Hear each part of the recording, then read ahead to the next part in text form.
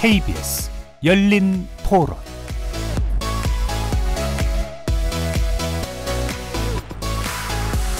안녕하십니까. KBS 열린 토론 정준희입니다.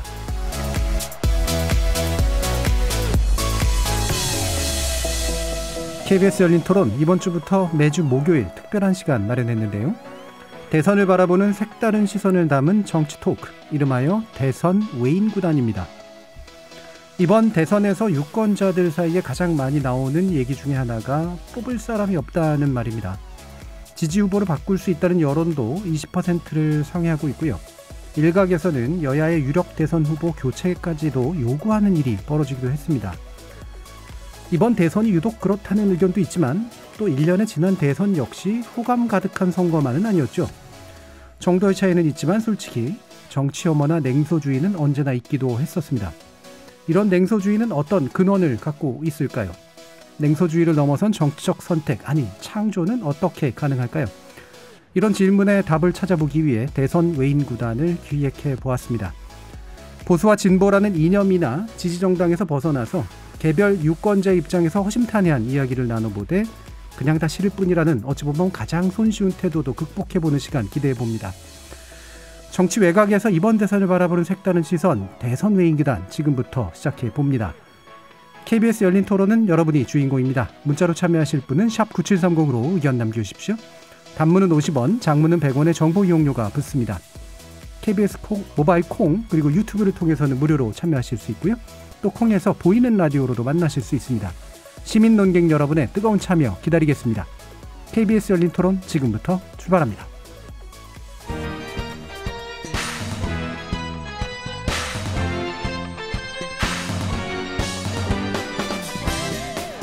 (2022) 대선을 바라보는 색다른 시선이 모였다. 대선 외인구단.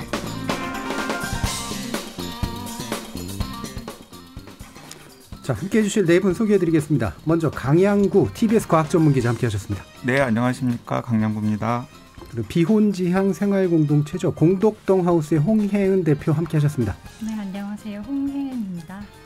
그리고 한국의 경제, 사회 그리고 계층 구조에 대한 글을 많이 쓰셨죠. 조기동 작가 나와주셨습니다. 예, 안녕하십니까. 조기동입니다. 그리고 다들 아시는 KBS의 신재희 기자 나와주셨습니다. 네, 안녕하세요. 신재희입니다.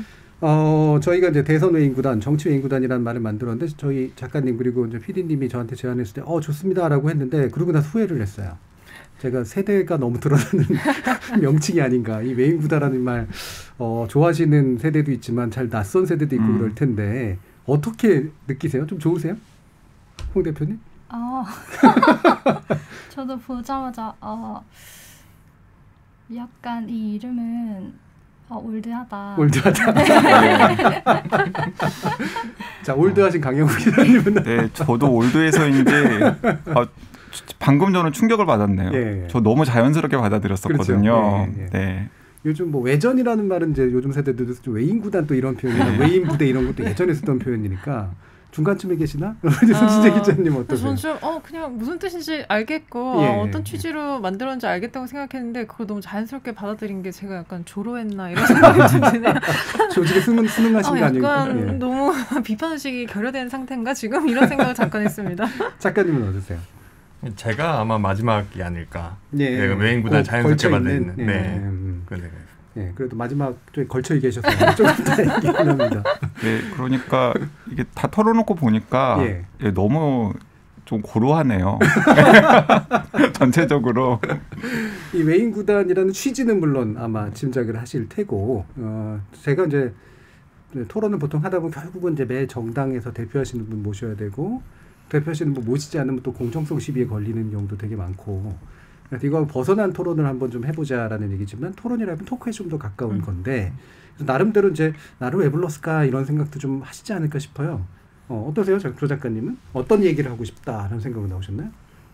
일단 약간은 당황스러웠던 게 그러니까 제가 직접적으로 정치 관련 글을 직접 썼던 사람도 아니고 관련해가지고 딱히 커리어가 크게 있는 것도 아닌데 무슨 이야기를 해야 될까 이런 생각을 첫 번째로 했고요. 두 번째로 이제 왜 불러주셨을까 했을 때 결국은 좀 약간 사회 구조나 사회 제도나 이 심층적인 유권자들의 니즈랄까요? 이런 부분에 대해서 좀 이야기를 누군가는 해줘야 되지 않을까. 그리고 다들 그 부분에 대해서 좀 필요하다고 생각하고 있지 않을까. 이런 생각을 좀 했습니다. 예, 네. 그 좀 사회 구조적인 면들에 대해서 좀 짚어보면 좋지 않을까라는 생각을 해보셨네요. 홍 대표님은 어떤 기여를 하고 싶으세요? 제가 무슨 기여를 할 수 있을까요? 예. 저도 이제 처음에 이 프로그램에 제안을 주셨을 때 저보다 더 나은 분들이 많지 않나? 네. 정치 얘기나 대선 얘기 하기에는 훨씬 더 이제 전문적인 분들이 많지 않냐라고 말씀을 드렸었고, 근데 그때 주셨던 얘기가 매일 하는 사람들의 정치 평론보다는 조금 더 시민적 교양을 가진 사람들의 눈높이에서 이야기를 해보자라는 취지로 이제 그 컨택을 하셨다고 들었어요. 그래서 생각을 해보면은 일단 저는 그 비혼 지향생활 공동체로 소개를 해주셨는데 저는 개인적으로 기획과 저술 작업도 하고 있고 이제 저의 그 저나 이제 제 주변 사람들의 그 어떤 특이한 점은 좀 생활적인 자기 일상의 이슈를 정치와 제도 영역에서 함께 고민하는 집단적인 실천을 하는 사람들이라는 점이 특징이라고 생각했고, 그런 점에서 이제 많이 대변되지 않는 위치에 있는 저의 이야기, 그다음에 제 주변의 이야기를 어떻게 느끼는지를 풀어가는 어떤 중심으로 둘 수 있지 않을까? 그런 역할을 기대하고 불러주신 게 아닐까? 이게 기여가 된다면 충분히 지금 엄지척을 하셨습니다. 저희 PD님께서. 자, 이 중에는 제일 관습적인 영역이신 KBS 기자님이세요. 근데 정치부 기자도 하셨잖아요. 네. 근데 그렇죠? 이제 한 1년 전까지는 했었는데 저는 이제 PD님의 문자를 받았을 때 한 자리가 펑크가 났구나. 급하시구나 지금. 역시 기자의 촉이란. 이라고 생각했는데 뭐 배경은 사정은 잘 모르겠지만 어떤 기여를 할 수 있을지는 저도 이제 뭐 질문에 따라 다르겠지만, 근데 저희가 지금 디지털 뉴스부에서 20대, 30대만 한정해서 1000명을 조사하는 여론조사를 지금 하고 있어요. 격주 단계로. 거기에서 보이는 게 또 좀 있더라고요. 그렇죠. 오늘도 그 얘기하면 좋을 것 같아요. 관찰한 이야기들, 뭐 아니면 뭐 저희가 목격했던 뭐 정치 국회 안팎에서 목격했던 이런 이야기들이 도움이 된다면, 그리고 그게 적절한 기회가, 적절한 질문이 있다면 그런 얘기들은 좀 풀을 수 있을 것 같아요. 네. 저희가 이제 선거 시기에 아마 새롭게 시작해보는 지목전 토크하고 유사한 건데, 저희가 원래 지목전 토크라는 코너가 있거든요. 이게 물리학자, 변호사, 소설가, 그다음에 신경인류학자까지 이렇게 나오시는데, 약간 다양한 배경 가지신 분들이 다양하게 전방위로 한번 탐구해보는 그런 관점인데, 신재 기자님이 한번 나오셨었는데 되게 잘해주셨었어요. 그때 메타버스. 자, 그래서 TBS의 과학 전문 기자잖아요. 과학 쪽에 일익을 담당하시는 건가 그러면? 네. 그 사실 저도 연락을 받고서 신지혜 기자님과 똑같은 생각을 했었거든요. 제가 지난 2년간 열린 토론 애청자를 주로 코로나 상황이 안 좋을 때만 만났었는데 오죽하면 코로나 전문 기자를 대선 이야기에 부르셨을까.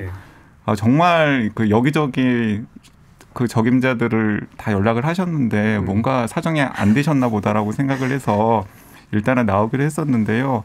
저는 주로 경청을 하다가 그 뭐 과학의 관점이라든지 아니면은 제가 여러 가지 이슈들을 오랫동안 또 취재를 해왔으니까 이제 그런 경험의 바탕을 두고서 할 수 있는 이야기들이 있으면은 양념을 치는 역할을 하도록 하겠습니다. 네, 알겠습니다. 자, 네 분께 큰 기대를 하게 되고요. 이게 그냥 하는 말은 아니라 이게 또 저도 새롭게 한번 해보는 그런 포맷이기 때문에 아마 좀 의미 있고 흥미로운 얘기들이 좀 나오지 않을까라는 생각을 해봅니다. 그래서 이제 시작을 해볼 텐데, 웨인 구단이라는 이름을 다룬 만큼 약간 비주류적인 관점에서 좀 삐딱하게 이야기의 시민들의 목소리를 한번 먼저 들어보고 시작하죠. 뽑을 사람이 없긴 한 것 같습니다. 못 정하겠어요. 다들 좀 터무니없는 공약을 내세우시는 것 같기도 하고 이루어질 수 없는 정책들인 것 같아요.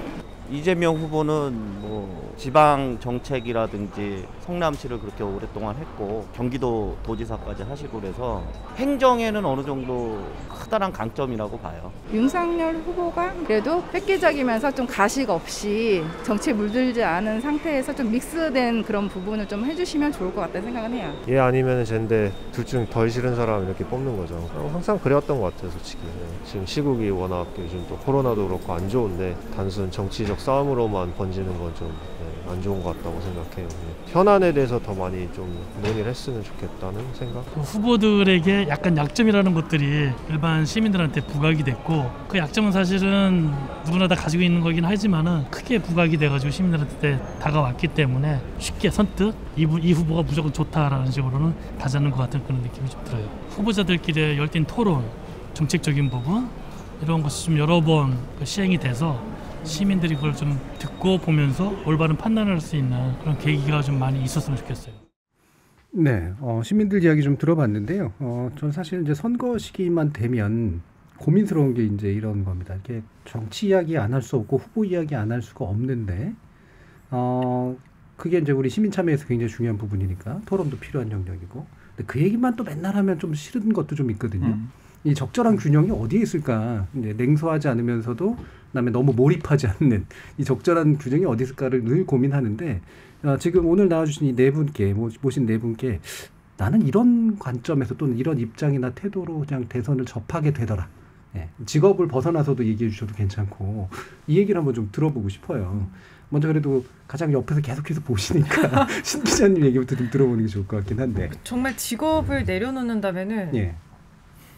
제가 20대는 아니고 30대지만 예. 그 흔히 말하는 2030의 입장에서 보게는 돼요. 아, 그러니까 그래요? 앞으로의 실제로. 5년이 모두에게 앞으로의 5년은 중요하지만 이제 저는 30대의 마지막 5년을 또 책임지게 될 대통령을 뽑는 건데 저 말고 20대들은 더 고민을 많이 하고 있더라고요. 아무래도 집도 못 살 것 같고 취업하기도 너무 어려워지니까 혹시 이런 문제를 누가 진짜 잘 해결할 수 있나를 보는 선거 같기도 하고요. 저도 그런 입장에서 보게 되더라고요. 확실히 저의 생애 주기랑 어떤 합치하는 정책을 잘 내는 사람이 누군지를 예전보다 좀 더 관심 있게 보게 되고 근데 그러면서도 약간의 염증? 5년 전보다도 더 약간 혼탁한 느낌이 많이 들어서 어떻게 해야 되냐? 대선이 이제 한 달 반밖에 안 남았다는데 내가 마음을 정하기에는 시간이 너무 적게 남은 것 같다. 이런 생각도 좀 들었습니다. 솔직히. 굉장히 절박한 느낌도 있는데 또 시간 바트게 남아서 정말 이게 어떻게든 억지로라도 결정해야 되나 이런 생각도 들고 그러신가 보네요. 홍 대표님은 아까 생활정치도 얘기를 하셔서 나름대로 입장이 좀 있으세요? 저 같은 경우는 이제 제 위치에서부터 시작해서 얘기를 드려보면은 저는 제 첫 선거가 17대 대선, 그 다음이 18대 대선, 그러니까 이명박 박근혜, 그 다음에 문재인, 그 다음에 이번 선거예요. 근데 그때와 지금의 제 자리가 이동해 온 그런 역사를 좀 공유드리면 도움이 될 것 같아요. 왜냐면은 저는 그때 20대였고 20대 때 지역 출신의 아르바이트생, 학교를 다니는 시간 외에는 거의 다 아르바이트에 써야 하고 그래서 그때 한참 창궐했던 담론이 이제 20대 개새끼론 같은 건데 이런 거 방송에서 어떻게 얘기해야 돼요? 이거 고유명사가 돼가지고 고유명사 네네네 욕이 아닙니다. 여기 그래가지고 그런 걸로 이제 등이 많이 떠밀렸던 세대이기도 해요. 그래서 경제에 관심을 가져야 된다 하는데 저는 이제 어느 정도의 모범생 기질 때문에 정치에 관심을 갖고 싶은데 잘 모르겠고 그런 식으로 대선들을 거쳐왔던 것 같아요.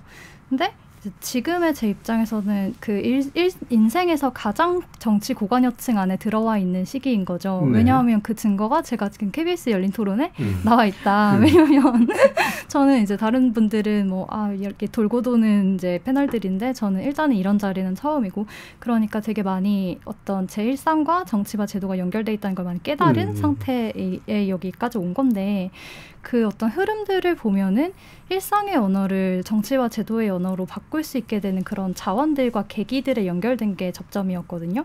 그거를 저 같은 경우에는 2015년 이후에 어떤 페미니즘 리부트 또는 대중화라고 하는 그때 그 어떤 담론들이 자원이 되었고 그때의 그 깨달았던 것은 뭔가 막연히 힘들다. 제가 비운을 키워드로 활동을 해온 것도 이제 한 6년, 7년이 됐는데 그때 막연히 주변에서 결혼을 하기 싫어하는 것 같아. 그리고 나도 뭔가 이게 좀 어려워. 그리고 뭔가 집 사는 것 상상이 안 가. 이런 문제들을 이렇게 현실에 연결된 것으로 이렇게 볼 수 있게 된 거예요. 그래서 저한테의 이슈는 이것들을 어떻게 이제 5년의 행정부에서 다룰 것인지 이런 것이 저 관심사고 그리고 그런 게 가능할 줄 알았거든요. 왜냐하면 어쨌든 간에 가시화되지 않던 정치 세력이었던 20대, 30대 여성들이 가시화가 되고 어떤 나름의 정치적인 의제의 이슈를 내고 저 또한 제 친구들과 그런 걸 같이 하고 있으니까 이런 것들이 차차 쌓여서 뭔가 반영이 될 줄 알았는데 갑자기 모든 게 날아가는 느낌이에요. 네. 저한테는. 그래서 모든 게 갑자기 증발이 되고 갑자기 던지는 게 여성가족부 폐지? 이런 말들이 나오니까 이거 뭐지?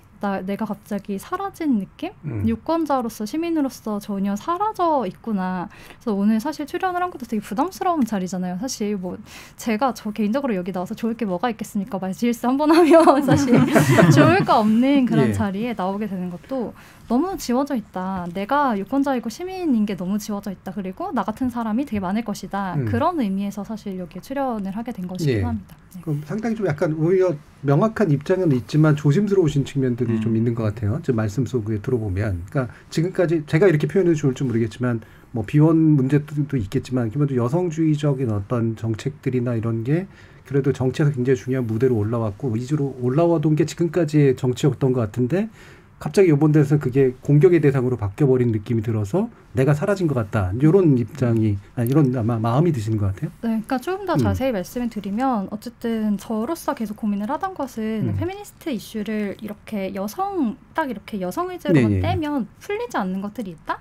이런 것들을 되게 많이 느끼면서 활동을 해왔단 말이죠. 그래서 여성들 안에서도 특히 제 또래 페미니스트 사이에서도 제가 이렇게 같이 얘기를 하고 싶었던 것은 가난한 집안 사람 출신의 문제 아니면 지역 문제 그다음에 뭐 최저임금 아르바이트를 하던 노동자의 문제 이런 것들을 같이 결합해서 어떻게 다루면 좋을지 이런 거에 대해서 많이 고민을 했었고 그렇게 고민한 결과가 되게 떼어져 있지 않다. 이 이슈들이 다 연결돼 있다. 그래서 어떤 생애 주기를 재구성하는 문제와 그다음에 기본적인 주거와 생활의 안정을 찾는 문제 그다음에 일과 생활의 균형을 찾는 문제 이런 것들이 연결돼 있다는 그런 이야기를 네, 해야 된다고 생각을 하는데 이제 이쪽으로 나아가는 그 방향을 모색을 하는 사람들이 이미 있음에도 불구하고 되게 이게 갈라치기의 정치 이런 식으로 휘발돼 버렸다는 느낌이 드는 거죠. 그렇죠. 이게 이제 그냥 여성주의로만 이제 소비되는 게 아니라 성평등 문제가 이런 주거 문제라든가 그다음에 생애 주기에 관련된 문제라든가 일에 관련된 문제, 직장에 관련된 문제 이런 것들하고 복합적으로 연결되고 빈곤 문제까지도 연결되는데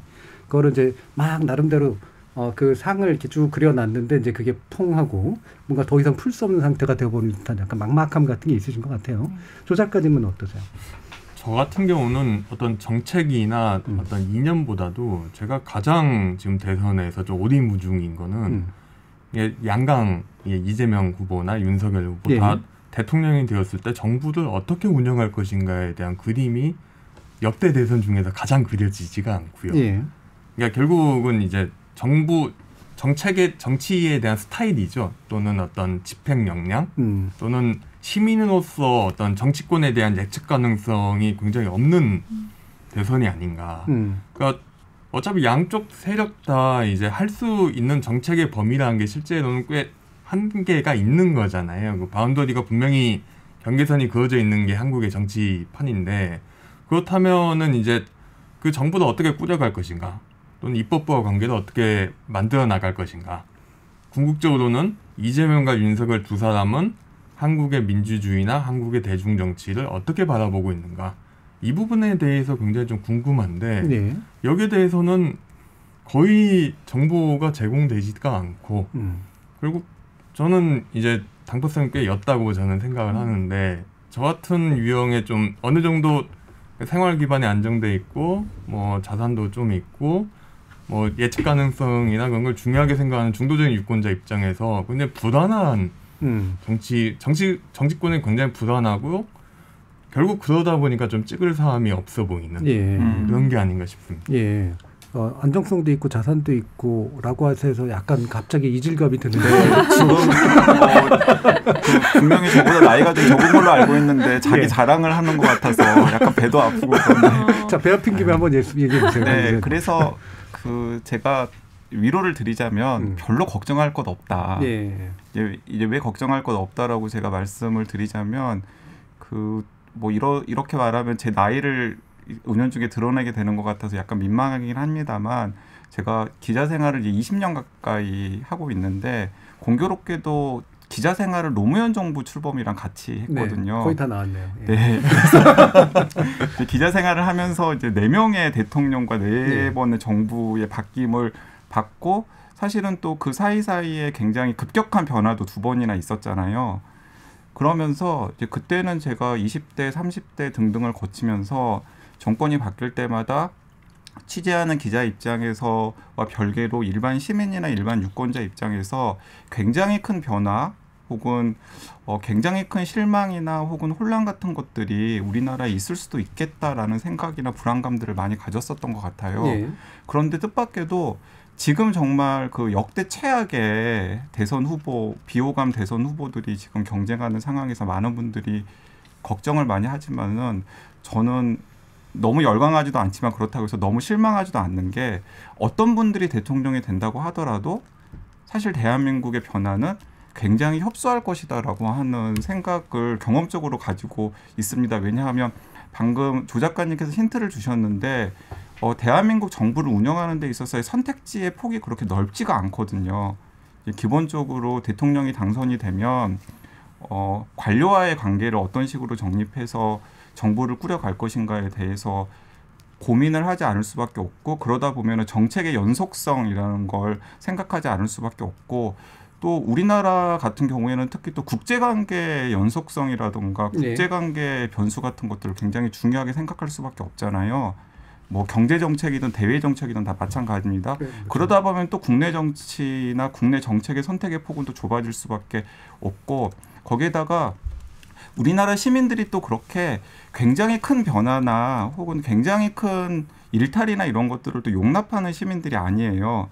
그렇기 때문에 제가 생각하기에는 이 방송을 들으시는 애청자분들도 너무 열광하거나 혹은 너무 냉담하는 것에 대해서 약간의 균형 감각을 좀 가져보시는 게 오히려 더 낫지 않을까. 그리고 그러다 보면은 오히려 더 좋은 선택지를 좀 더 나은 선택지를 선택할 가능성도 생기지 않을까라는 생각을 지금 저는 개인적으로는 하고 있습니다. 한 사람의 유권자 시민으로서.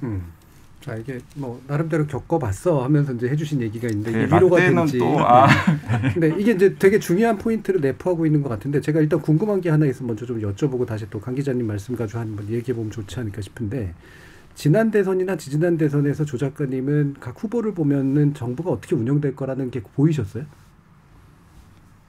어느 정도 예측 가능한 범위는 좀 있었죠. 가령 이게 민주당 같은 경우는 전통적인 민주당의 정책들도 있고 전통적인 엘리트층도 있고 그러니까 경제 정책을 짠다 그러면은 왜 학현학파라고 해서 이게 변형훈 선생 밑에 있는 경제 정책 라인들이 있고 그 사람들이 예전에 했던 것들이 있고 시민운동 엘리트들이 다 있었단 말이죠. 보수도 마찬가지인 게 어쨌든가 보수 관료들, 관료 출신들 그리고 보수적인 경제학자들 그리고 뭐 박근혜나 뭐 다른 후보자실을 박근혜 대통령을 이야기합니다만 박근혜 후보와 어떤 당시 어떤 보수 정당에 있던 사람들을 보고 예측 가능성이 꽤 있었거든요. 그리고 두 캠프 다 중도 유권자를 공략하겠다는 분명한 목표점이 있었죠. 그러니까 경제 정책이 결국은 수렴하게 되는 부분들이 있었습니다. 그런데 지금 대선을 보면은 결국 이재명 캠프의 경우는 이제 1년에 기본소득, 기본금융, 기본주택 등등등 하다가 계속 바꾸잖아요. 일단 바꾸고 경제정책을 만드는 사람들도 누군지도 잘 모르겠고 어떻게 운영된고요. 그다음에 윤석열 캠프 같은 경우는 그냥 사실 정책을 누가 하는지 잘 안 드러나죠. 굉장히 급조된 정부고 그리고 보수 정당 자체도 그런 집행 능력이나 정책 위반 능력에 뒤떨어져 있는 상태고요. 결국은 뭐 그러니까 이거는 이게 이념적인 부분보다도 결국은 이제 한국 정치에서 사람들이 불만을 가진 가장 많은 부분이 일종의 정치의 기능 부전이라고 해야 되는 그런 상황들이라고 저는 생각하는데, 그러니까 정작 필요한 과제는 뭔지도 발굴하는 것도 잘 안 되고, 그 다음에 국회와 같이 협업해서 무언가를 바꿔나가는 것도 잘 안 되는 부분이 굉장히 큰데, 그 부분이 점점 극대화되는 게 아닌가. 이런 불만을 다들 좀 하고 있지 않나 하는 생각을 하고, 저는 일단 불만을 다들 하고 있다 그러는데 사실은 그 방금 쭉 얘기하신 거를 청취자들은 잘 이해를 못할 것 같아요. 예. 그러니까 정치적 기능 부전이라는 게 뭐며, 예를 들면 국회를 어떻게 상대하는 거며, 예를 들면 그러니까 박근혜 정부나 문재인 정부, 그러니까 그 전에 선거 시기에 딱 그렇게 정책의 어떤 내용도 좀 있었고 나름대로 이제 구상들이 보였다는데 실제로 그렇게 굴러가던가요? 예상한 대로? 굴러가지는 않지만은 좀 그 구체적인 정책적인 아젠다가 완전히 굴러가지는 않지만은 그 사람들이 어떻게 생각하는지는 좀 예상이 됐단 말이죠. 예를 들어 박근혜 정부의 창조 경제가 예상이 되셨어요? 이명박 정부의 지식 경제 같은 게 예상이 되셨어요? 네, 그 부분, 그러니까 정책 아젠다가 아니라 대충 이제 박근혜 정부 같은 경우는 좀 보수적인 정책을 펼 거고 어느 정도 보수적이지만 좀 중도적인 어떤 노인복지 이야기하고 경제민주화 이야기하고 그렇게 하고 뭔가 쓰는 사람들은 어떤 사람들 쓸 거다. 그러니까 적어도 사람과 내세운 정책을 보면 대충 예상은 같다. 네. 근데 지금은 확실히 이제 그 국민의힘 쪽은 정당 자체가 약간 좀 잘 안 돌아가는 것 같고 민주당은 정당은 굉장히 큰데 아마 그 이 후보의 스타일 자체가 좀 이렇게 좋게 말하면 유연한 거고 이제 나쁘게 말하면은 약간은 왔다 갔다 하는 듯한 그런 모습이 좀 보이기 때문에 과연 누구를 세워서 어떤 정책을 하겠는지는 잘 모르겠는 이런 상태다. 네, 이제 그러다 보면은 이제 어떤 결과가 초래가 되냐면 이것도 아까 제가 말씀드린 것과 같은 맥락이 닿는 이야기인데 결국에는 관료들이 하게 돼요. 상당 부분 그렇죠. 네, 그렇게 됩니다. 왜냐하면 예를 들어서 뭐 많은 분들이 그 이제 두 거대 양당의 후보 중에서 예를 들어 윤 후보 같은 경우에는 좀 준비가 안 되었다라는 인상을 많이 받고 또 그런 지적들을 많이 하잖아요. 근데 이제 그분이 만약에 대통령이 되게 되면은 이제 준비가 안 된 티가 분명히 날 거예요. 인수위를 구성하고 그리고 초기에 뭐 내각을 이렇게 구성하는 과정에서부터 이제 그러다 보면은 분명히 시행착오라던가 삐걱거림이 부각이 될 테고 결국에는 그 주도권을 실무 차원에서의 관료든 아니면 전면에 나서는 관료들이 지게 될 가능성이 크게 됩니다. 반면에 이제 그 반대편에 있는 이재명 후보 같은 경우에는 좀 튀잖아요. 후보도 튀고 그리고 또 후보 주변에 있는 분들도 튀어요. 근데 우리는 경험을 해본 적이 있죠. 2002년에 노무현 그 전 대통령께서 당선이 되어가지고 처음에 그 비주류 대통령과 그리고 비주류 대통령의 비주류 보좌관들 그리고 또 비주류 보좌관들 비주류 대통령을 지지하는 비주류 지식인들이나 뭐 이런 분들이 많이 되고 정치인이나 아니면 내각에 관여를 했단 말이에요. 근데 아니나 다를까 초기 1년, 2년, 3년 동안 굉장히 많은 시행착오들이 있었고 결과적으로는 이제 그 이후에는 전통적인 관료들이 또 좌지우지하는 상황이 되었고 이제 그 부분을 뭐 생전에 노무현 전 대통령께서도 굉장히 뭐 어떤 부분에서는 후회하기도 했던 회고 같은 것들을 아마 여러분들이 기억하실 겁니다. 그러니까 결국에는 또 그런 식으로 될 수밖에 없거든요. 그러니까 저는 오히려 문제라면은 이제 그런 부분이 문제라는 생각이 들어요. 뭔가 준비가 안 되어 있고 그리고 또 많은 분들이 적극적으로 참여해서 만들어가는 후보가 아니고 갑작스럽게 돌출되어 가지고 지금 후보 개인의 초점이 맞춰진 선거가 진행되다 보면 나중에는 애초에 대한민국 시민사회가 가지고 있었던 역량이라든가 이런 것들이 대통령을 통해서 표출이 되어야 되는데 표출이 되지 못하고 결국에는 그냥 관료에 포획된 형태로 기존에 5년, 10년 해왔던 형태로 똑같이 반복되는 모습이 될 가능성이 클 것 같아서 저는 오히려 그 부분이 더 걱정이 됩니다. 그러니까 불안을 덜어라라고 하는 측면은 우리는 상당히 시스템으로 굴러가는 사회다 이미라는 얘기지만 또한 그게 오히려 기대감을 제대로 이제 펼치지 못한 채 결국엔 처음에 헷갈리다가 시스템에 포획되는 이런 문제로 이제 갈 가능성이 굉장히 높다. 이제 이런 불안감과 함께 안정감과 함께 안정감이 가지고 있는 독특한 관료성 이 문제를 좀 지적해 주셨는데 신 기자님은 지난 정부, 이번 정부 이러면서 이게 정부의 바뀜에 의해서 뭔가 부침을 많이 겪게 되는 느낌에 외로 좀 가까우실 것 같은데. 그러니까 저희 같은 경우는 이제 이걸 어떻게 얘기해야 될지 모르겠는데.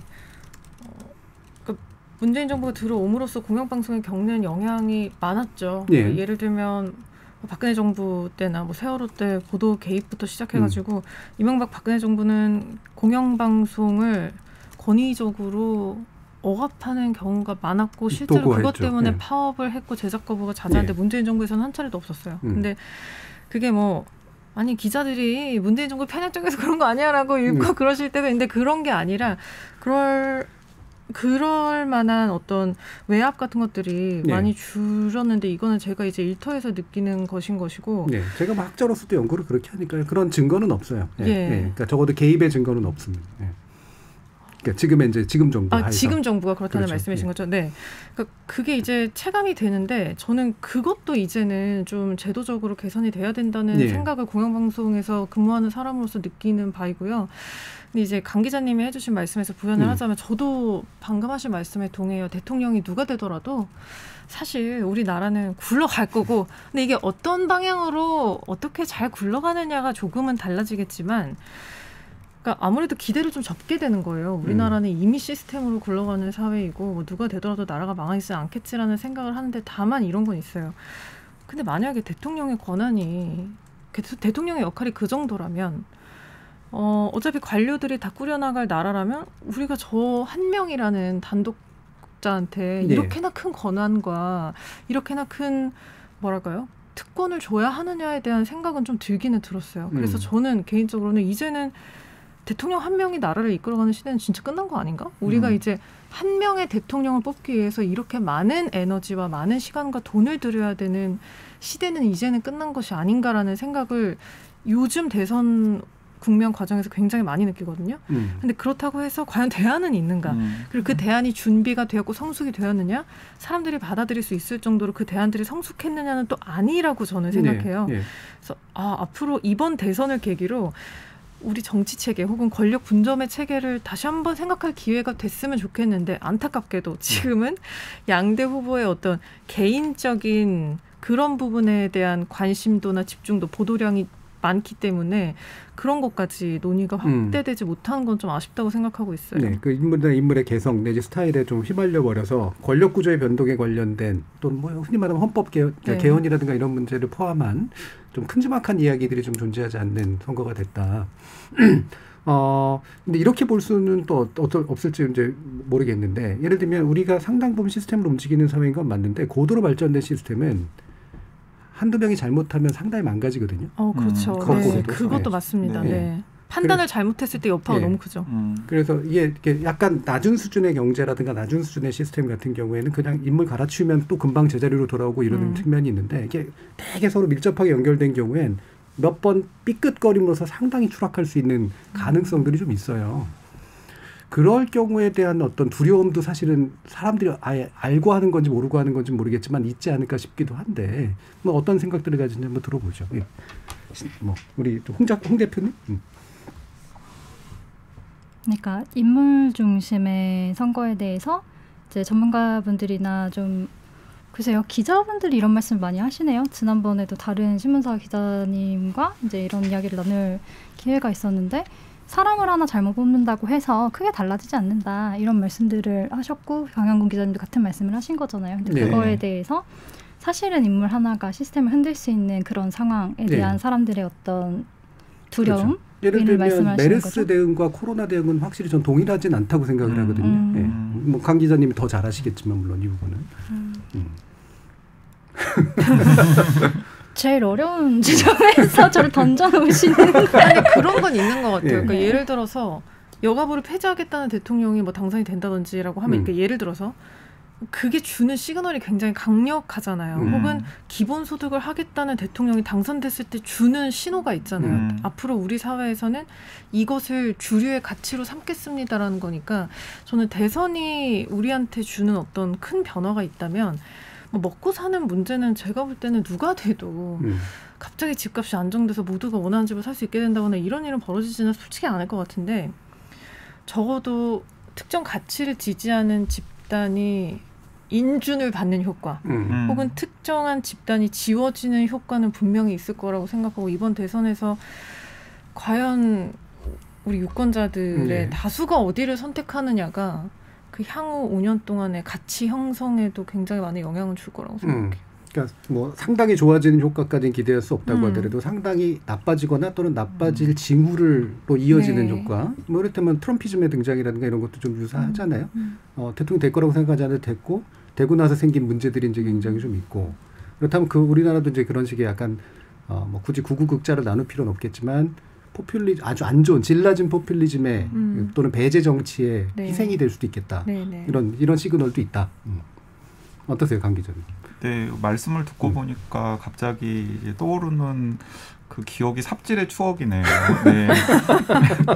그 이명박 전 대통령이 당선이 되고 나서 실제로 많은 분들이 지금 세상에 어느 시대인데 그렇게 삽질을 하겠냐라고 생각을 했었는데, 진짜 아니나 다를까 굉장히 많은 자원을 쏟아부어서 삽질을 했고 지금도 이제 두고두고 그게 골칫거리가 되고 있잖아요. 굉장히 큰 짐이 되고 있죠. 네, 그래서 이제 그런 부분들에 뭔가 사회나 우리 공동체에 미치는 안 좋은 영향이라는 것이 대통령을 잘못 뽑음으로써 분명히 있을 거라는 생각이 들고요. 이제 그래서 제가 오히려 아까 말씀드렸던 대목이 오히려 중요하지 않을까 싶은데 너무 열광하거나 너무 냉담하기보다는 오히려 조금 좀 차갑게 바라보다 보면은 지금 선택지들이 굉장히 나쁜 선택지들을 갖지만 그 안에서도 조금 나은 혹은 조금 더 위험하거나 아니면은 조금 더 나쁜 선택지들을 우리가 분별할 수 있는 힘이 생길 수 있을 것 같은데 이제 지금처럼 모두 다 싫어. 혹은 이제 모두 다 개판이야 뭐 이런 식으로 접근하다 보면은 오히려 그런 분별의 힘이나 세심함까지도 우리가 버리는 우를 범할 수 있지 않을까라는 생각이 듭니다. 그렇게 얘기가 나와서 다시 또 그러면 우리 조기동 작가님, 홍익인 대표님께 이제 다시 여쭙고 좀 싶은데, 그러니까 이게 그냥 뭐 너무 교과서적인 얘기긴 합니다. 이른바 뭐 차악을 선택한다는 등 차선을 선택한다는 이런 얘기들을 많이 하잖아요. 근데 현실이 그렇거든요. 네. 그러니까 최선을 선택하는 정치라고 하는 건 대부분 있을 수가 없는 거기 때문에 현실의 정치라는 건. 그러면 둘 중에 하나잖아요. 그래도 덜 나쁜 느낌, 가장 나쁜 것들을 골라내는 그런 게 한쪽에 있고, 그나마 제일 나은 약간 희망이라도 발견해낼 수 있는 뭐 제3지대가 됐건 제4지가 됐건 간에 이 둘에 선택하는 걸 싫다면 이런 식의 뭔가 이렇게 양쪽의 흐름이라도 좀 있어야 될 것 같아요. 이번 대선은 또 그 흐름도 별로 좀 없는 편이긴 한 것 같거든요. 어떠세요, 홍 대표님? 그렇죠.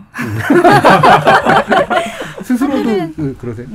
네. 사실은 그 부분에서 제일 많이 뭐 비호감 대선이라든가 이런 얘기가 사실은 정치가 비호감이라는 얘기가 나오지 않은 적이 있나요? 그렇죠. 사실은 그런 적은 없고 모든 선거에서 뭐 통용되는 말이죠. 뽑을 사람이 없고 그놈이라는 말이. 근데 이번 선거에서 좀 암담한 지점은 제3지대 논의 같은 게 물거품이 되는, 그리고 이제 제 입장에서 보면 또 이런 것도 있어요. 이건 제 친구가 한 얘기인데, 밥상에 먹을 것과 먹을 수 없는 것이 올라오면 그래도 먹을 것을 선택해야 되지 않냐? 근데 이제 이 먹을 것이라는 것은 예를 들면 저희 입장에서는, 이제 저와 같은 유권자의 입장에서는 이런 거예요.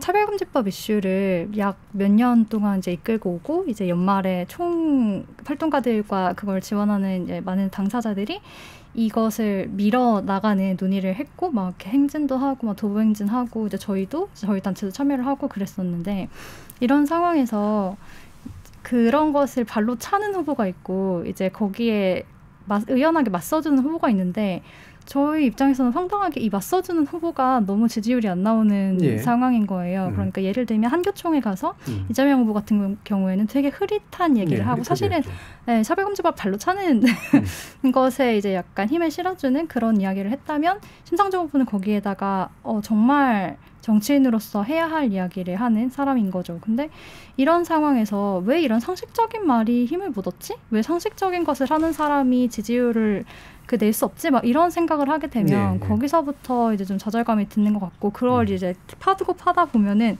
그래, 지난번에 비례대표에 이제 정의당 비례대표 그 후보를 뽑을 때 저는 정의당은 아니지만 이제 유심히 봤었어요. 거기 어떤 후보들이 나오나 봤는데, 비례대표를 여성이랑 장애인이랑 이렇게 할당을 하다 보니까 한 7번 정도 되니까 장애 여성 후보까지 나온 거예요. 그리고 이제 그분은 활동을 할 때도 되게 꾸준히 오래 자신의 의제를 가지고 굉장히 좋은 의견을 낼 수 있는, 그런 유권자로서도 지지를 할 수 있는 그런 후보였는데, 이게 5번에서 잘리는 거예요. 근데 왜 이렇게 됐을까? 그때 보면은 연동형 비례대표의 논의가 전부 다 엉망이 되고, 그런 식으로 양당이 완전히 힘을 가질 수밖에 없는 그런 구도까지 이렇게 타고 내려가다 보면 긁는 지가 되게 오래됐구나. 이게 오늘 내일 해가지고 고칠 수가 없구나, 막 이런 생각을 하게 되면 그런 부분에서 사실은 많이 암담해지는 것 같아요. 양당 후보에서 뭐 계속 찍어야 된다는 그런 압력이 오는 것이 되게 필요하게 느껴지는 사람들에게 전혀 다른 출구가 보이지 않는다는 점. 그런 상황에서 이 상황을 보고 있는 것 같습니다. 이게 이제 자신의 바라는 바나 이제 지향하는 바가 명확하면 더더욱이나 이제 이런 실망감이 생기죠. 선택지가 없는 게 눈에 뻔하게 보이는 상황들이 있으니까. 근데 제가 볼 때는 굉장히 괴로울 수밖에 없는 게요. 차별금지법이 상식인데 왜 이게 상식화가 안 되지? 라고 생각하면 괴로워요. 네. 예. 왜냐하면 상식이라는 말이 상당히 주관적인 말이기 때문에 그렇거든요. 네. 예. 일단은 이제 조 작가님도 말씀 한번. 저는 후보 이번 대선에 찍을 사람이 없다는 이야기가 나온 게 사실 중도층 입장에서 찍을 사람이 없는 건데 그만큼 양쪽 진영의 양극화는 굉장히 심해져 있다고 생각을 하고 그러니까 거의 모든 후보들이 그냥 자기 진영에서의 어떤 그 득표율, 자기 진영 지키기에 나서고 있고 거기서 훨씬 더 많은 사람을 동원하는 선거, 중도층을 공략하기를 보는 그런 선거 전략을 저는 그냥 의도적으로 펴고 있다고 생각을 하고요. 그리고 두 번째로는 이게 단순히 대선 후보의 스타일이 아니라 한국의 정치 구도 자체가 그냥 굉장히 양극화되지 않았나. 그러니까 중도층을 허용하지 않고 양극화된 상황에서 서로 이제 팬덤을 동원하는 형태로 정치 구조가 형성된 그 귀결이 이번 대선 아닌가 이런 생각을 하고 있으면 결국 좀 찍을 사람이 없어지는 거는 이게 당연히 충성도가 높은 사람들은 찍겠죠. 당연히 이런 이야기를 안 하겠죠 오히려. 네, 강 기자님. 제가 한 가지 제 개인적인 경험을 이야기를 하자면은 그 연말마다 제가 한 해 우리 사회에서 꼭 논의되어야 될 내용들을 정리하는 책을 이제 매년 편집을 해가지고 여러분들 좋은 글을 받아서 책으로 펴내고 있었는데요. 이게 이제 뭐 한국의 논점 2022 뭐 이런 식의 책의 제목으로 계속해서 펴내고 있는데 매년 이제 조금씩 그런 경향이 있긴 했습니다만은 이번에는 필자들을 섭외하는 과정부터 너무나 어려운 거예요.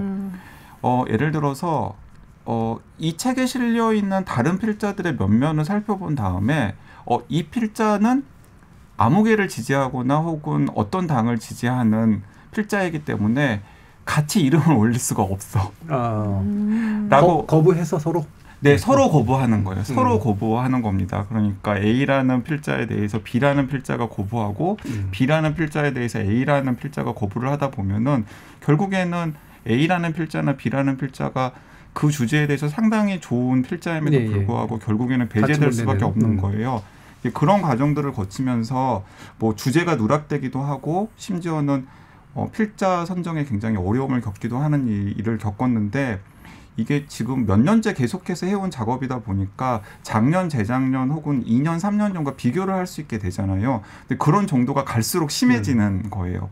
이게 방금 조 작가님께서 말씀하신 우리 사회의 정치의 양극화가 일상생활로 얼마나 들어와 있는지를 보여주는 한 지표가 아닐까 하는 생각이 들고 아까 차별금지법을 둘러싼 이야기를 하셨는데 사실 차별금지법 같은 경우에도 어떤 분들은 당연히 이 차별금지법이 거의 상식에 준하는 내용이기 때문에 법으로 제정이 되어야 된다라고 주장하시는 분들이 있고 어떤 분들은 그 안에 있는 어떤 내용들에 대한 거부감 때문에 논의가 더 필요하거나 아니면 공론화가 더 필요하거나 아니면 우리 사회에서는 좀 시행착오다라고 생각하시는 분들이 분명히 있으리라고 생각합니다. 자, 그러면은 이제 그런 분들이 사실 좀 약간 열린 마음으로 토론을 하고 그다음에 대안을 강구를 해야 되고 그리고 그런 자리를 정치인들이 마련을 해야 되는데 정치인들은 이미 차별금지법에 대해서 어떤 입장을 가지고 있는 사람들에게 코드를 맞추는데도 주력을 하는 거죠.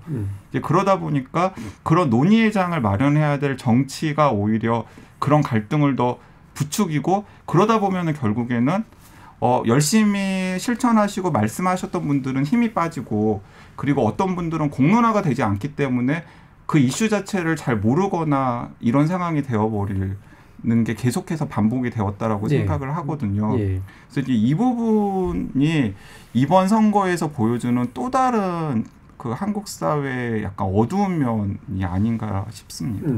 사실 차별금지법 관련해서 저희가 토론을 2번 한 적이 있었는데 제일 곤란한 게 바로 그런 거예요. 사실 차별금지법에 대해서 상당수는 많이 고민을 하진 않지만 괜찮다고 생각을 해요. 큰 문제 없다고 보고 적극적으로 찬성하시는 분과 잘은 모르지만 해야 되는 거 아니야 이렇게 생각하시면 되는데 절대적 소수가 있어요.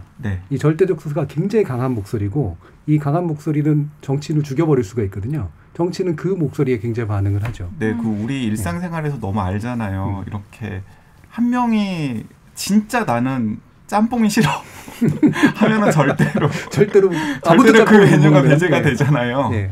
그런 경우들이 정치 세계에서는 상당히 있더라. 그러니까 이거를 참 풀어내는 게 정치인데 이게 참 정치가 약간 비겁한 면도 좀 없지는 않은 것 같고, 예. 뭐 차별금지 빼고 뭐 오늘의 주제는 아닙니다만 이렇게 이제 명확하게 절망을 느끼는 그런 지점이 있으신 거잖아요. 혹시 그런 지점 있어요? 막 절망을 느끼는 지점? 저는 뭐 공약을 꼽자면은 여러 가지도 있을 수 있을 것 같은데. 근데 그냥 이 공약을 대하는 후보들의 태도가 좀 저는 그랬던 것 같아요. 그러니까 지금 공약이 없는 선거라고 하는데 공약 진짜 많아요. 많죠. 그 공약의 목록을 보면 스크롤의 압박이 장난 아니에요. 굉장히 많이 나왔고 오히려 그거를 언론이 많이 못 알려서 사람들이 이렇게 생각하나 할 정도거든요. 그런데 그 공약들 대부분이 약간 뭐랄까 좀 비위 맞춰주기용 공약이 굉장히 많다는 느낌? 네. 물론 필요하죠. 가려운데 긁어주는 공약들도 많은데 그래도 목소리가 그나마 들리는 사람들한테 반응을 많이 하는 거예요. 공약으로서. 물론 그 방향성은 굉장히 후보들끼리 다를 수 있지만 그런데 이 와중에도 대변되지 못하는 그런 집단들이 분명히 있는데 워낙 선거가 혼탁하고 막 시선 뺏기에 굉장히 골몰해 있으니까 요즘 막 동영상 쇼츠 동영상 유행하고 막 뭐 페이스북, 트위터에 어떤 멘트 하나 올리면 그게 기사가 많이 되고 하는데 예를 들면 저 같은 경우에는 뭐 청소년들 10대고 투표권이 없으니까 항상 누락되잖아요. 근데 이번에도 좀 비슷하거든요. 뭐 장애인 정책 같은 경우도 양당 후보들이 실천하면 좋은 것들을 많이 내긴 했는데 구체성이 아주 많이 떨어지고 뭐 그 외에도 고졸, 그러니까 학력 차별에 관한 것들, 그러니까 뭐 등록금 대책이나 뭐 대학생들의 부담을 덜어주는 뭐 주거 정책 이런 것들은 굉장히 많은데 아직 거기까지 가지 못한 사람들이 있잖아요. 고졸 이하. 그런 그렇죠. 쪽에 정책을 그래서 혹시나 있나 하고 찾아봤는데 아직 없더라고요. 근데 이런 것들, 뭐 빈곤층 정책 같은 것들도 굉장히 일부분에만 맞춰 있고, 뭐 집 정책도 집을 살려는 사람들에게 맞춰져 있는. 그러니까 진짜로 집을 살 생각이 없는데 주거의 빈곤만 해결됐으면 좋겠는 사람들은 내 어려움을 해결해줄 정책은 아직은 많이 없는 거예요. 근데 이런 곳에서 디테일이 너무 떨어지는데 이 디테일을 채울 생각이 과연 후보들이 있는가에 대해서는 좋은 점수를 지금은 못 주겠어요. 그냥 너무 모든 게 현란하고 말의 성찬이고 혹은 그 공약 얘기를 안 한다면 완전히 뭐 후보 개인의 의혹과 뭐 이런 것들만 너무 과잉인 상태라서 저는 오히려 그런 전반적인 것들이 저를 되게 절망스럽게 하는 느낌입니다. 이 부분이 아마 좀 이따 다시 한번 또 얘기를 해보면 좋을 것 같은데요. 이게 이제 공약이 없는 게 아니라 공약이 남발돼서 문제다라고 이제 만약에 본다면 그게 문제는 체계가 없어서 생기는 문제도 있고, 그러니까 이른바 패러다임이 없어서 생기는 문제도 있고, 그것도 있고요. 또 말씀하신 것처럼 많이 대표된 거에는 쫙 반응을 해주는데 대표되지 않은 거에는 반응을 안 하면서 이게 되게 불균질해 보이는 그런 요소들도 좀 있어서 거기에 대한 이야기를 우리 2부에서 좀 더 논의하면서 해보면 어떨까 싶습니다. 1부는 이 정도로 일단 좀 맞춰보도록 하고요. 우리 2부에서 좀 더 이른바 2030 얘기도 많이 하는데 그거 매개로 해가지고 실제로 공약, 마음에 드는 공약, 책에 있는 공약이 맞는가라고 하는 걸 한번 짚어보도록 하죠. 여러분은 KBS 열린 토론과 함께하고 계십니다. Takita takita takita takita takita tadigena tadigena tadigena takita takita takita takita takita tadigena tadigena. 물음표가 느낌표로 바뀌는 순간 KBS 열린 토론.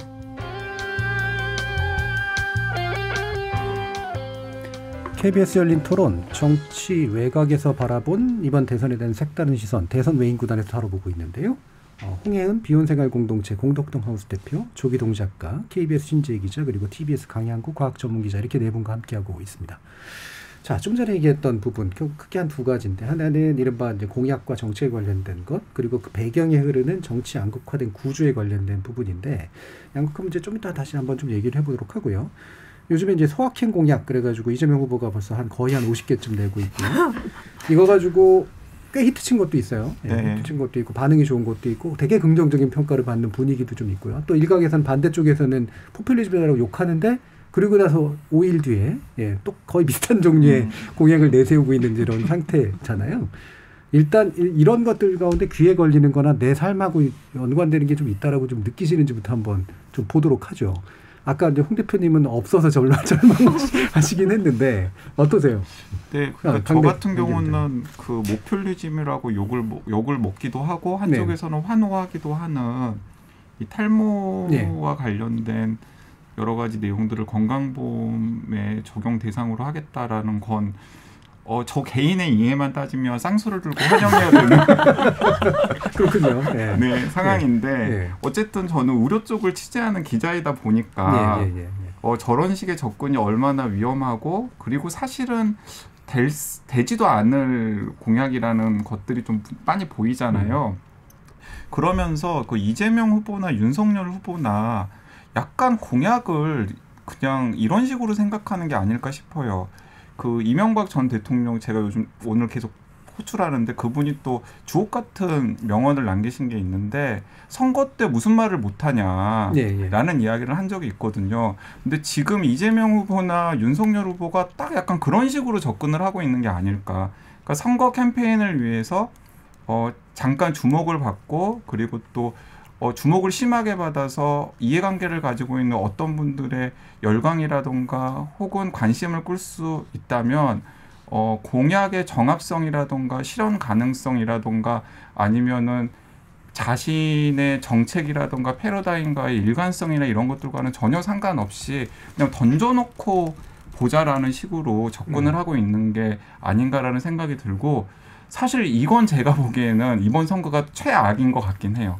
그런 측면이? 그런 측면에서는 왜냐하면 그 2002년 대선 때도 그랬고 2007년 대선 때도 그랬고 2012년 대선 때도 그렇고 공약의 정합성이나 아니면 공약의 실현 가능성이라든가 이런 부분들에 관련해서는 유권자들의 기대 수준도 점점점 높아졌고 그리고 또 정치인들도 그 유권자들의 높아지는 기대 수준에 맞춰가지고 뭔가 말이 되는 공약을 좀 내놓아 보려고 노력하려는 모습들이 있었는데 이번에는 그런 건 진짜 없어지는 것 같고 아까 일부에서 조 작가님께서 굉장히 실망감을 토로했던 대목 그리고 뭘 하려고 하는지도 모르겠다라고 하는 대목도 사실은 그런 부분들과 연결이 되는 게 아닌가 싶기도 합니다. 그러니까 아무래도 이제 체계나 패러다임에 관련된 문제 전체를 엮어주는 틀이 잘 안 보이더라라는 측면을 얘기하시는 것 같아요. 네, 그렇습니다. 네. 저도 많이 이제 강 기자님 말씀에 동의하는 게 그러니까 약간 그 전통적인 선거 전략으로 보면은 이 스몰 딜이라고나 할까 생활의 아젠다를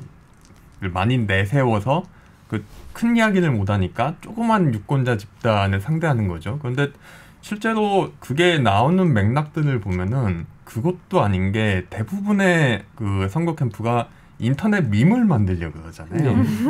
예, 사실 저도 탈모 공약에 굉장히 마음이 설레는 사람이긴 한데 그걸 따져보면은 좀 말이 안 되는 게 약에 대한 처방만 어떻게 하겠다는 거지 저 같은 사람이 관심 있는 모발 이식 이런 건 안 해주거든요.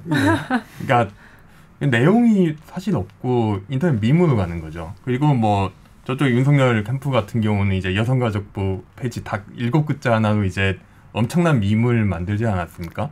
그런 인터넷 밈을 만들기 위해서는 자극적이고 단편적이고 사람들을 훅칭할 수 있는 그러니까 정작 우리 삶에 필요한 문제가 무엇인지 저는 공약이 단순하게 어떤 약속을 한다는 문제가 아니라 우리 사회의 어떤 갈등이 무엇이고 해결해야 될 과제가 무엇인지 아젠다를 던지고 화두를 던지는 게 공약의 중요한 기능이라고 생각을 하는데 인터넷 밈을 만들기만 열중하면은 정작 그 부분은 실종이 되는 거고 결국 공론장에서 어떤 사회 문제를 어떻게 해결할 것이냐 이런 문제에 대한 논의 탈모를 어떻게 사회가 보존해 줘야 될 것이냐 가령 뭐 약간 코믹하게 이야기하면 이런 논의는 좀 실종될 수밖에 없지 않나 지금 이제 두 분 얘기해 주시는 주로 탈모 가지고 얘기하시긴 하셨습니다만 남성분들이라 근데 이게 개인적으로는 솔깃하지만 사회를 생각하면은 문제가 있는 이런 이제 입장으로 얘기를 해주신 거잖아요.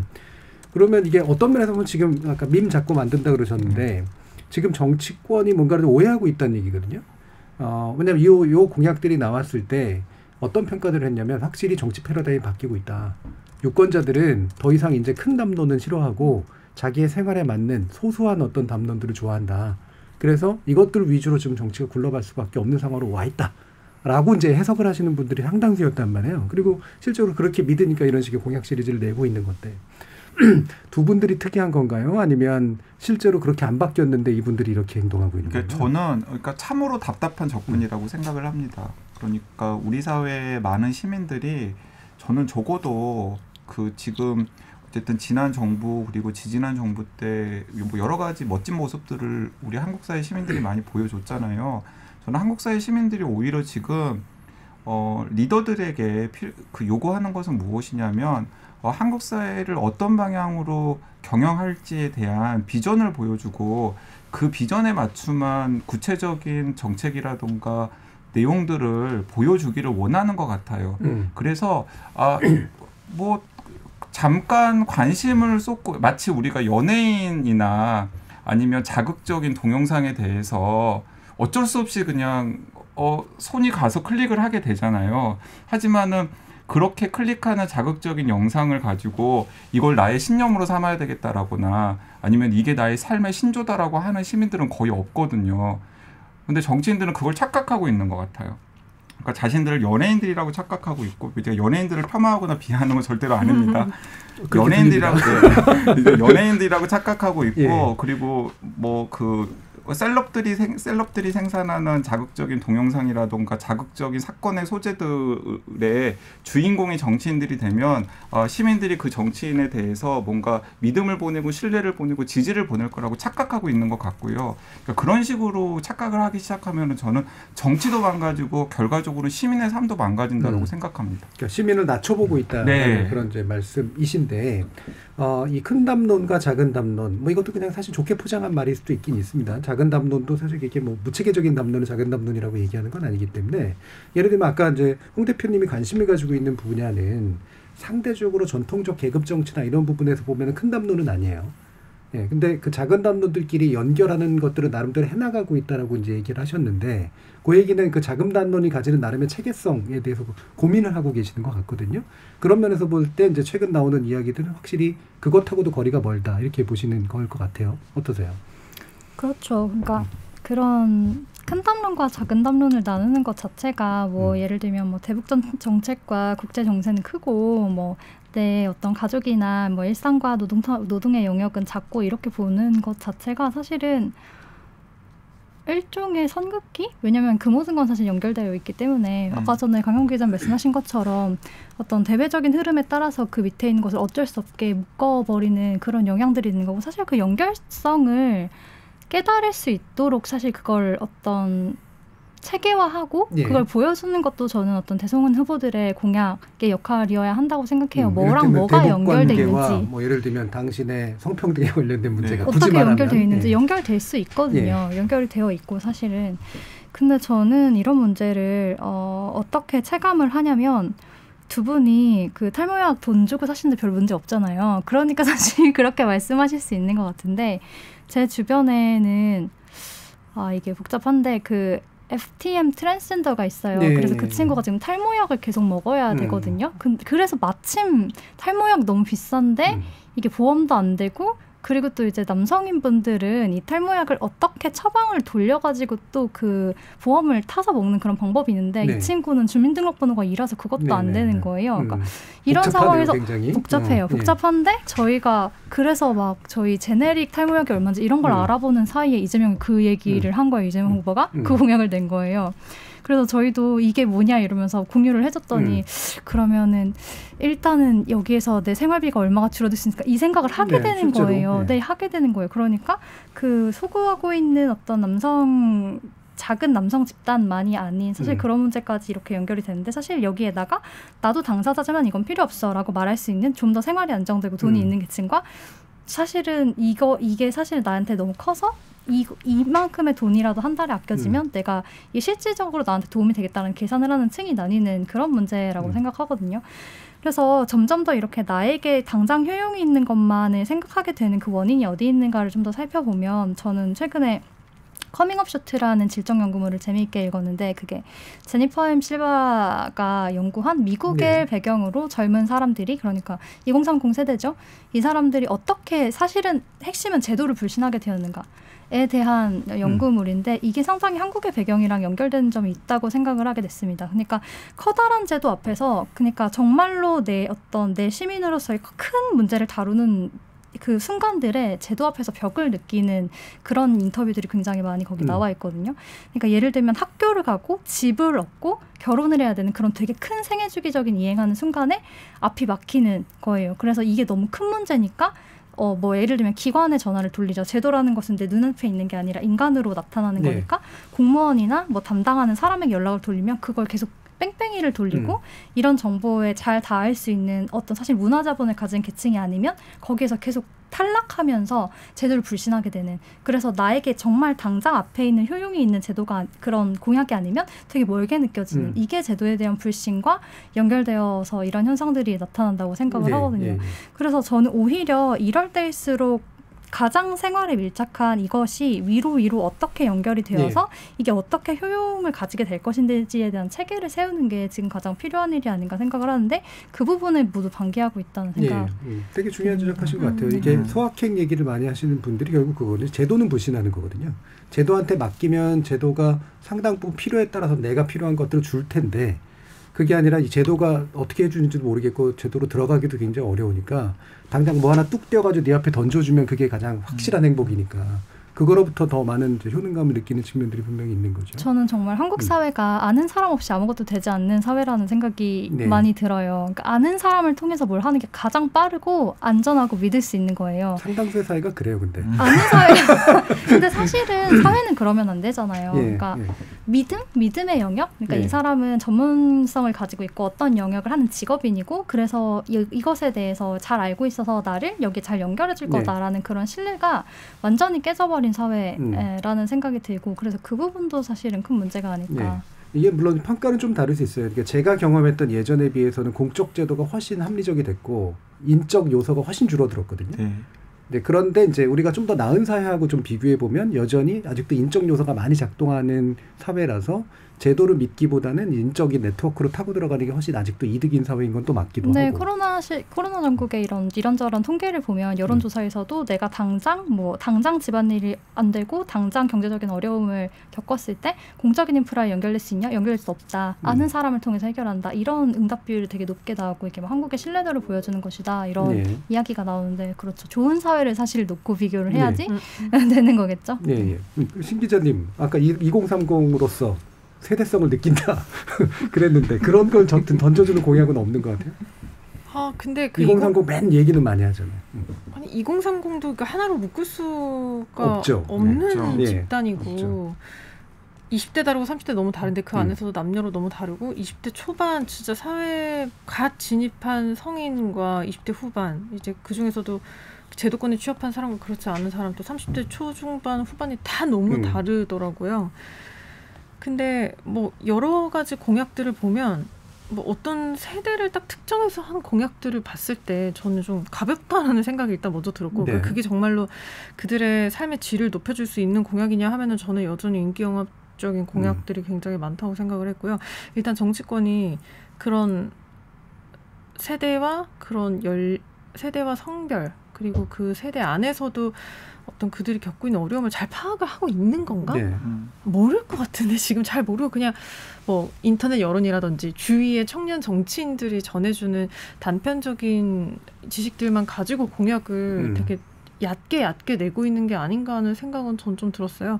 근데 그거랑 별개로 뭐 그 소확행 공약들 목록을 보면 이거 되면 괜찮을 것 같은데? 근데 이 공약을 이름을 지우고 보면 누구 공약인지도 사실 몰라요. 너무 소소하고 진짜 생활 밀착형이라서 누가 돼도 상대 당 공약 목록 가져와서 하면 참 좋은 사람들한테 실질적으로 조금이나마 변화를 줄 수 있겠다라는 생각은 드는데 그게 일단 약간 정당 정치에서 바람직한 건지는 잘 모르겠고요. 그다음에 한 가지 더 얘기를 해보자면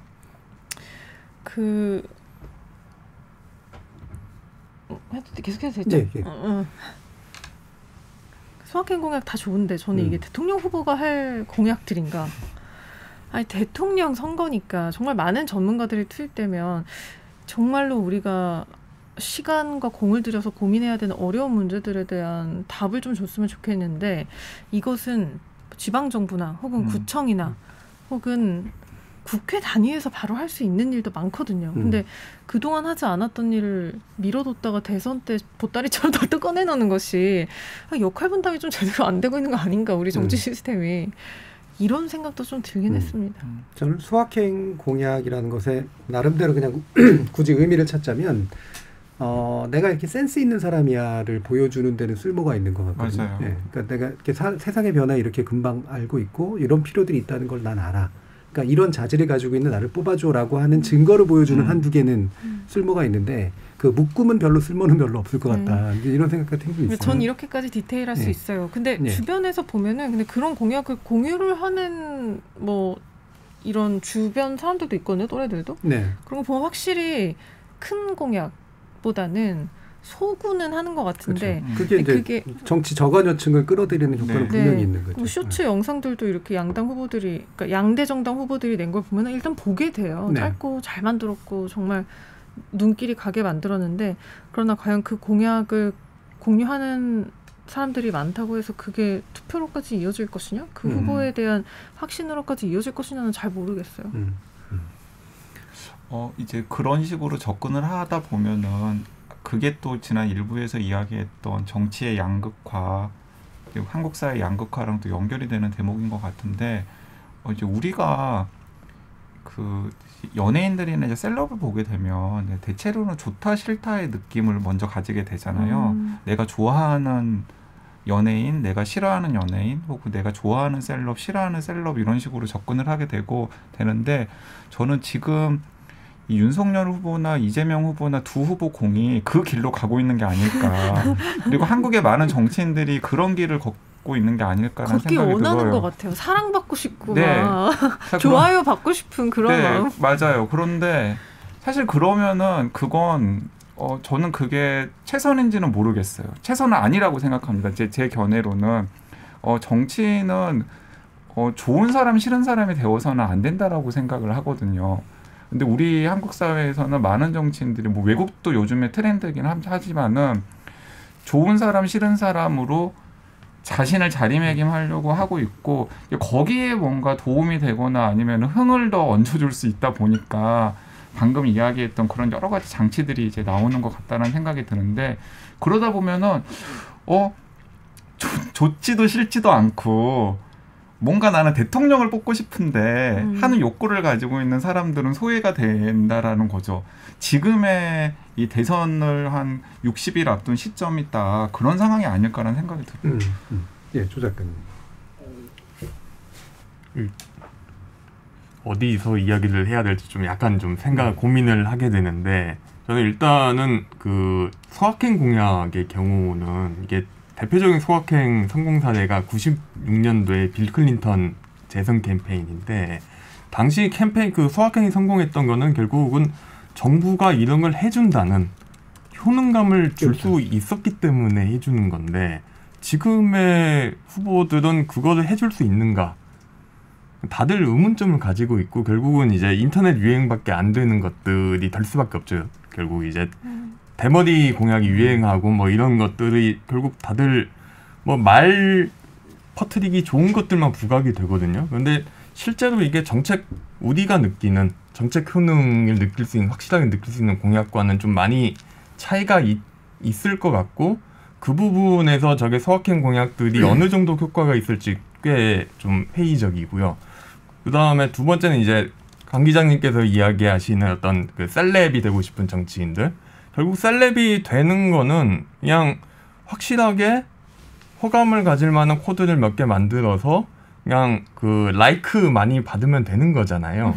근데 그렇게 팬을 만드는 게 과연 그 정치는 기본적으로 갈등을 중재하는 역할이고, 결국 이제 적이 한 반은 언제나 되는, 싫어하는 사람이나 아니면 좋아하지 않는 사람이 절반이 될 수밖에 없는 직업군이라고 저는 생각을 하는데, 뭐 그런 직업군을 가진 사람들이 결국은 열광팬만 거느리겠다고 하는 거는 결국 상대방으로부터는 굉장한 증오를 사겠다는 것과 똑같지 않나. 뭐 그렇다면 그 사람들은 과연 우리 사회 갈등을 중재할 수 있을까? 네, 그 얘기를 듣다 보면 둘 다 맞는 말인데, 그러니까 강력한 어떤 지지 기반을 갖는 것이 정치의 속성이고, 그러니까 적이 있을 수밖에 없는 거잖아요.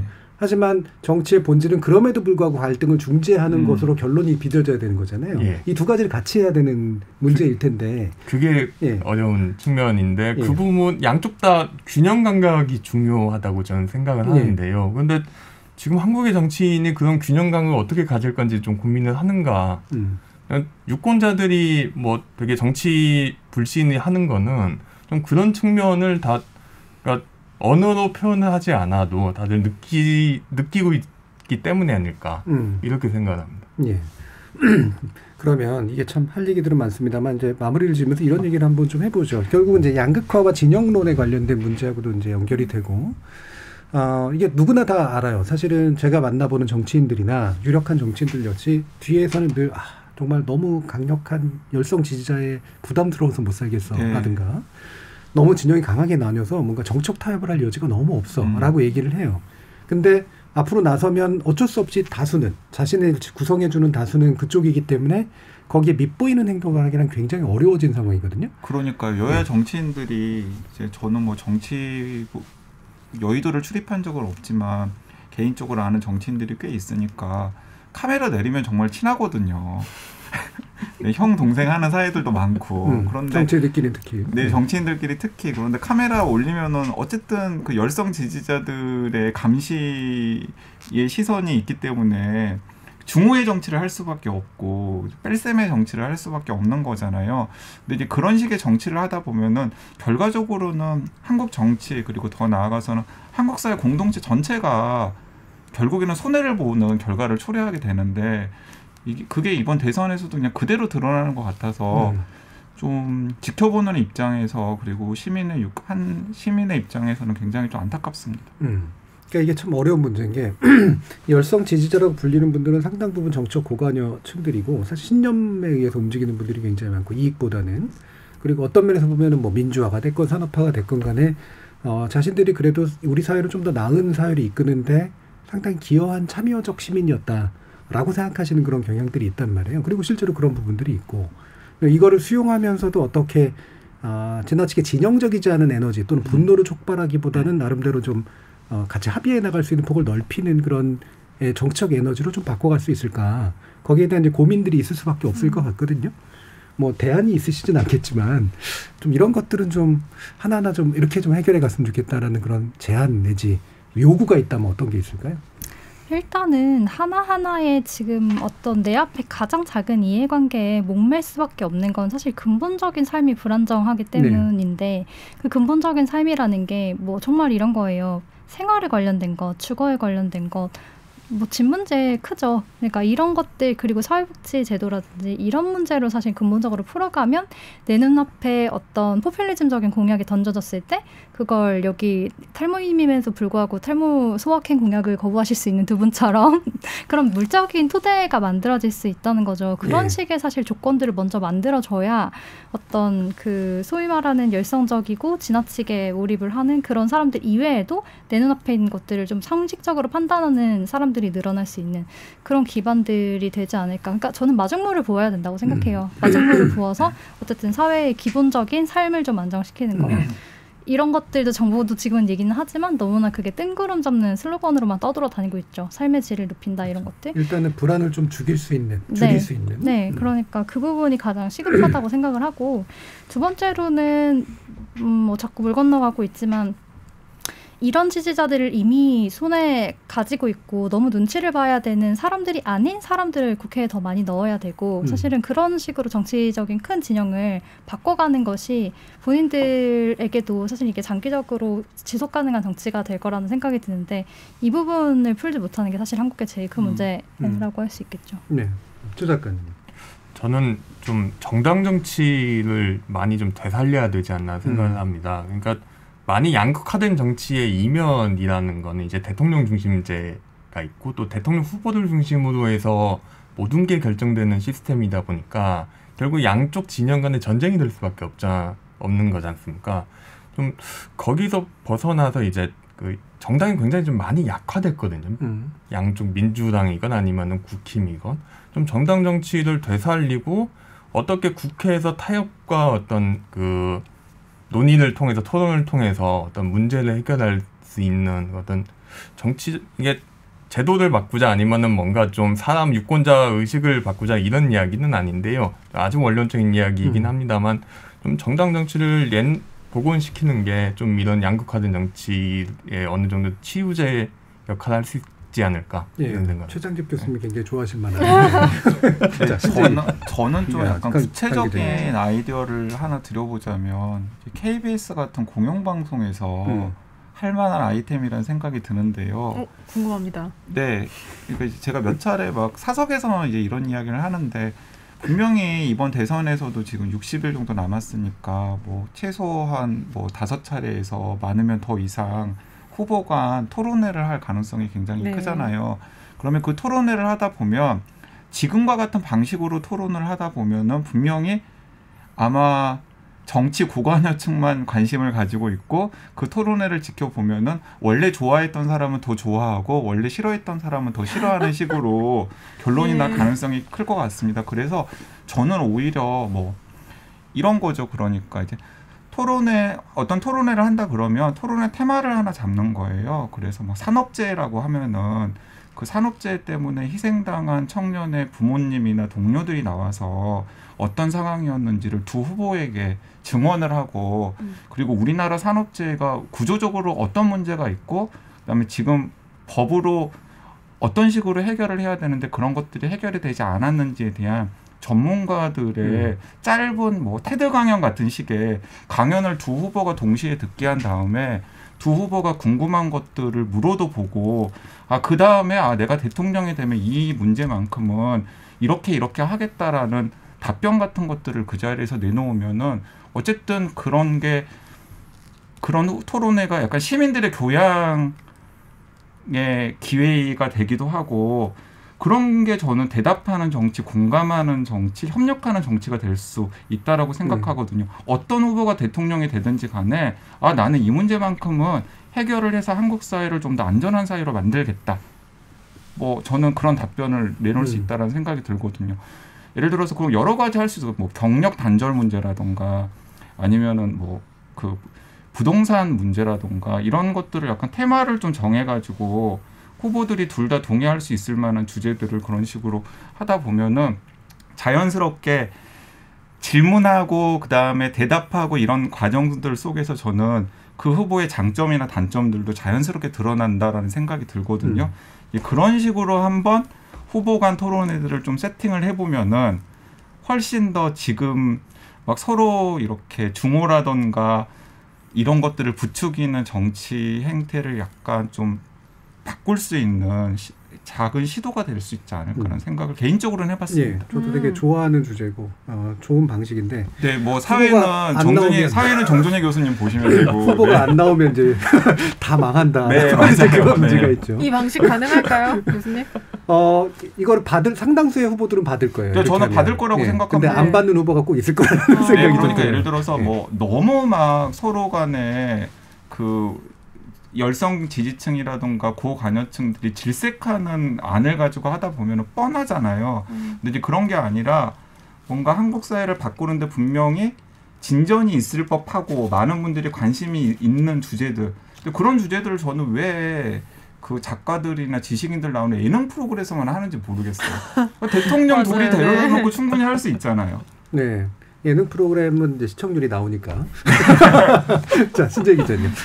뭐 여러 가지 얘기가 오가는데 저는 그냥 요즘에는 뭘 지금부터라도 할 수 있을까라는 생각을 좀 하게 되는 것 같아요. 그래서 지금 할 수 있는 것은 그래도 정책 이야기다 역시. 근데 이제 정책을 그냥 전달만 하는 게 아니라 그 정책에 빠져 있는 게 무엇인지도 지적을 할 수 있을 것 같고 지금 아직 마련되지 않은 공약은 무엇인지 혹은 저희 부서 같은 경우는 이제 청년층 조사를 하니까 그러면 이른바 청년이라고 불리는 2030이 구체적으로 어떤 변화를 원하고 어떤 공약을 필요로 하는지를 대선 전까지라도 많이 좀 세상에 알리고 싶다 이런 생각은 개인적으로 들고요. 근데 이제 한 사람의 유권자로서는 정말 각 후보들이 모두 선의를 갖고 있다고 믿으면서 누가 되든지 간에 훌륭한 그런 국정 운영 능력을 보여줬으면 좋겠다고 정말 이렇게 막 비는 마음으로 믿고 싶은데 그 걱정되는 마음.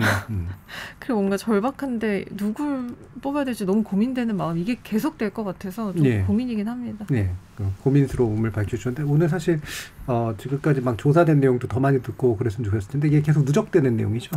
네, 아마도 격주로 하기는 할 것 같아요. 그래서 그게 이제 실제로 제대로 좀 심층 조사를 해보면 우리가 그냥 짐작했거나 여론조사 되게 그냥 어설프게 했던 것으로 안 보이는 것들이 분명히 좀 있는 것 같아서 네. 그 얘기를 앞으로도 다음 주 날쯤 해가지고 또 한번 재미있게 나눠보면 좋지 않을까 이런 생각이 좀 드네요.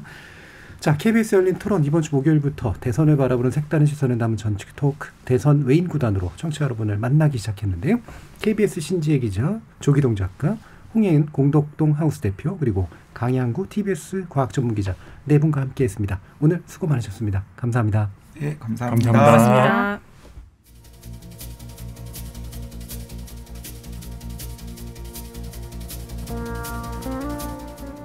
매체를 중심으로 비허감 대선이라는 말을 당연시하고 유권자들도 거리낌 없이 냉소하는 대선 그리 아름답지 않습니다.